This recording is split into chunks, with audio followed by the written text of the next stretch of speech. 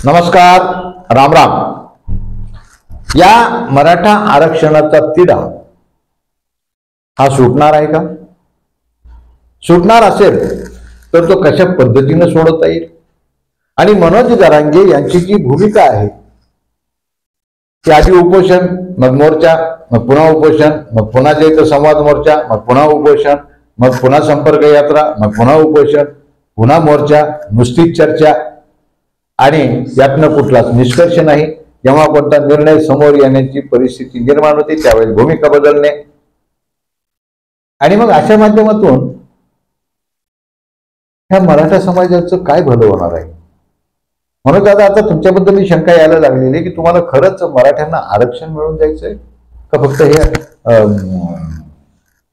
मेरी go round, उपोषण आणि मोर्चा, उपोषण आणि मोर्चा, होता मीडियाचा गराडा, लोकांचा गराडा आणि तुमच्या मागे लागलेले सगळे आमदार, खासदार, मंत्री, संत्री, ह्या ग्लॅमरचं मला वाटतं कुठेतरी तुम्हाला आता व्यसन लागलेलं आहे। कारण तसं तर नसतं तर कुठेतरी तडजोड तुम्हाला करायला लागली असते, तुम्ही संवाद साधला असता।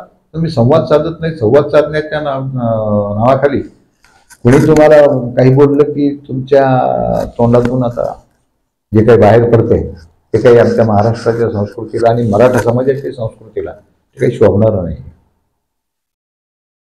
आणि मग हा विषय जर संपवायचा आहे तर ज्यांनी निर्णय घ्यायचा त्यांच्यामध्ये आणि जे मागणी करतायत त्यांच्यामध्ये समोरासमोर संवाद होणं गरजेचं आहे। फक्त सोशल मीडियाच्या माध्यमातून आणि प्रसार माध्यमातून एकमेकांशी संवाद साधल्याने हा प्रश्न सुटणारा नाहीये। बरं, गंमत अशी आहे की सगळ्यात महत्वाची गोष्ट की हा प्रश्न जर सोडवणं शक्य असतं तुम्ही म्हणता त्या पद्धतीने तर हे इतके दिवस लांबच नसतं, कोणालाच अडचण नव्हती मराठा समाजाला आरक्षण देण्यासाठी। पण तुम्ही ज्या पद्धतीने मागतायत त्या पद्धतीनं ते कायद्याच्या चौकटीमध्ये देता येत नसावं, म्हणून हा प्रश्न इतका लांबणीचा घेतला आहे। या संदर्भामध्ये मुख्यमंत्री, उपमुख्यमंत्र्यांसोबतही आम्ही संवाद साधला आणि एकंदर त्यांच्याकडनं त्यांच्याशी जो संवाद झाला त्या संवादामधून त्यांची अडचण ही दिसतीये की कायद्याच्या चौकटीत आम्ही कुठेतरी मराठा समाजाला आरक्षण बसवण्याचा प्रयत्न करत असताना समोरून मात्र आम्हाला प्रतिसाद मिळत नाही। तिकडनं वेगळ्याच प्रकारच्या मागण्या होतात आणि त्या मागण्यांसाठी टोकाची भूमिका घेतली जाते। कुठे अल्टिमेटम दिलं जातं, या तारखेचं त्या तारखेचं, अशा पद्धतीनं कायद्याच्या चौकटीत राहून, सत्तास्थानी बसून कायद्याच्या चौकटीत राहून अशा पद्धतीनं समाजाचे प्रश्न सोडवता येत नाही। समाजाचे प्रश्न सोडवले पाहिजे, सोडवण्यासाठीच आम्ही तिथे बसलेलो आहोत आणि त्यासाठी आम्ही कटिबद्ध आहोत असंही ते मान्य करतात। पण ह्या सगळ्या आंदोलनाला कुठेतरी चुकीच्या दिशेनं हे जात आहे आणि मग ह्या आंदोलनाच्या पाठी दुसरंच कोणीतरी आहे। शरद पवारांच्या इशाऱ्यावर तुम्ही हे सगळे खेळ सुरू केलेले आहेत, अशा पद्धतीचे आरोप तुमच्याकडे होऊ लागलेले। म्हणून दादा एक लक्षात घ्या, त्यामध्ये छत्रपती शिवरायांनी हयात घालविली हा सगळा मराठा समाज एकत्र करण्यासाठी। म्हणजे असं नाही की त्यांना मराठ्यांचं साम्राज्य स्थापन करायचं होतं, परंतु त्या स्वराज्यामध्ये 18 पगड जातीचे लोक सहजासहजी महाराजांनी त्यांची मोठ बांधली, मात्र स्वकीयच लांब जात गेले आणि त्यांना एकत्र करण्यामध्ये हयातभर त्यांना यश आलं नाही। म्हणून दादा हा संपूर्ण मराठा समाज एकवटला आहे।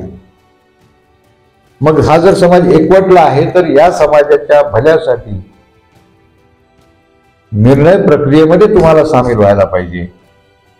दोन गोष्टी आहेत, एक तर तुम्ही प्रसार माध्यमांना धुडकावून लावून बाजूला करून सरळ सरकारशी संवाद साधावा, सरकारची भूमिका समजून घ्यावी, तुमची भूमिका सरकारला समजून सांगावी। कुणी नकोय मध्यस्थी, थेट तुम्ही जा आणि चर्चा करा वन टू वन। तुमचं म्हणणं काय ते सांगा, ते म्हणणं मान्य करण्यासाठी किंवा त्या पद्धतीने अंमलबजावणी करण्यासाठी समोरच्याकडून, सरकारकडून काय अडचण आहे त्यांना त्यांची अडचणी मांडू द्या। मग त्यामधनं काय मार्ग काढता येऊ शकतो, सरकारकडे काय सोल्युशन आहे, तुमच्याकडे काय सोल्युशन आहे, अशा पद्धतीने जर तुम्ही समोरासमोर बसला तर हा प्रश्न मार्गी लागेल। आणि हा पर्याय उपलब्ध असताना तुम्ही हे का करत नाही असं आता समाज विचारायला लागलेला आहे। त्याचबरोबर मागच्या एपिसोडमध्ये 2 एपिसोड पासून आम्ही सांगतोय की मग तुम्ही जा संसदीय राजकारणामध्ये जा आणि त्या राजकारणामध्ये जाऊन सत्ता हाती घ्या, सत्तेमध्ये जा आणि तिथे बसून मग हा प्रश्न सोडवा. तुम्ही दोन्ही करायला तयार नाही. यातून म्हणून दादा मराठा समाज आणखी खूप 50-100 वर्ष मागे फेकला जाईल. हा जो समाज एकवटलाय ना, हा पुन्हा केव्हा एकवटेल माहित नाही. मुख्यमंत्र्यांनाही विनंती असेल की मुख्यमंत्र्यांनी पुढाकार घ्यावा आणि पुढाकार घेऊन जसं आम्ही म्हटलं तसं 1 to 1 चर्चा करून एकमेकाला समजून घेऊन त्यामधनं मार्ग काढावा आणि हा प्रश्न मार्गी लावावा. मुख्यमंत्री साहेब, मराठा समाजाचं काय सगळा महाराष्ट्र तुम्हाला डोक्यावर घेऊन आहे. कारण एवढी विस्फोटक परिस्थिती आहे. सगळा समाज भेदरलेला आहे. सामाजिक सलोखा, सामाजिक एकोपा कधी नव्हे तो इतका प्रचंड धोक्यात आलेला आहे. असं असताना मुख्यमंत्र्यांना JNCCT न्यूजच्या माध्यमातून आमची विनंती राहील की तुम्ही पुढाकार घ्या. तुम्ही सगळे मध्यस्थ बाजूला करा. 1 to 1 जरांगे पाटलांशी तुम्ही चर्चा करा. चर्चा करून त्यांचं म्हणणं काय ते नीट एकदा समजून घ्या. ते त्या पद्धतीनं तुम्हाला सोडवण्यासाठी काय अडचणी आहेत हे तुम्ही सांगा आणि मग हा प्रश्न सोडवण्यासाठी सोल्युशन तुमच्याकडे काय ते सोल्युशन सांगा. त्यांच्याकडनं काही सोल्युशन असेल ते सोल्युशन घ्या आणि हा प्रश्न मार्गी लावा. तसं तर मुख्यमंत्र्यांना एक मार्ग सरळ सोपा आहे. 1994 साली जसं शरद पवारांनी मुख्यमंत्री असताना एक GR काढून 16% आरक्षण जे तर OBC मध्ये संपवून टाकलं, मराठ्यांचं आरक्षण मारून टाकलं असा जो आरोप होतोय. मग तुम्ही आता मुख्यमंत्री आहात. मुख्यमंत्री ही राज्याची सुप्रीम अथॉरिटी असते आणि तुम्ही एक मग अशा पद्धतीनं जर हे सगळं सापडलं असेल तुमचं हैदराबाद गॅजेट आणखी कोणतं गॅजेट म्हणतात त्या गॅजेटमध्ये ते उल्लेख असतील आणि मग तशा पद्धतीनं जर तुम्हाला ते गॅजेट मान्य असेल तर मग मुख्यमंत्री महोदय तुम्ही तुमच्या सहीने एक GR काढून टाका ना, आदेश संपला विषय. तुम्ही हिरो होऊन जाल. त्या महाराष्ट्राचे हिरो व्हाल, फक्त मराठा समाजाचेच नाही. आणि हा समाज एकसंघ राहिला पाहिजे. जसा मराठा एकवटला तसाच तितक्याच ताकदीनं सर्व समाज मराठ्यांसहित याचे आहोत महाराष्ट्रातला समाज हा एका ठिकाणी आला पाहिजे, एकवटला गेला पाहिजे, तो एकजीव झाला पाहिजे. हे करायचं असेल तर हा आरक्षणाचा प्रश्न मार्गी लावता येऊ शकतो आणि तो मार्गी लावण्याचे दोन्ही मार्ग आम्ही सांगितले. मुख्यमंत्र्यांनाही मार्ग सांगितला, जरांगे दादा तुम्हालाही सांगितला. तुमच्या समोर आम्ही 2 पर्याय ठेवले. आता काय पर्याय निवडायचे आणि हा मराठा समाजाचं खरंच तुम्हाला भलं करायचं असेल तर तुम्ही पर्याय निवडता का? निर्णय प्रक्रियेमध्ये तुम्ही जाता का? तुम्ही जर निर्णय प्रक्रियेमध्ये जाणार नसाल उपलब्ध मार्गातून तर याचा अर्थ तुम्हाला मराठा समाजाचं भलं करायचं नाही असं आम्ही मराठा समाज समजून घेऊ. हा व्हिडिओ आपल्याला कसा वाटला आम्हाला कॉमेंट बॉक्समध्ये अवश्य कळवा. कारण तुमच्या प्रतिक्रिया हेच आमचं प्रेरणास्त्रोत आहे.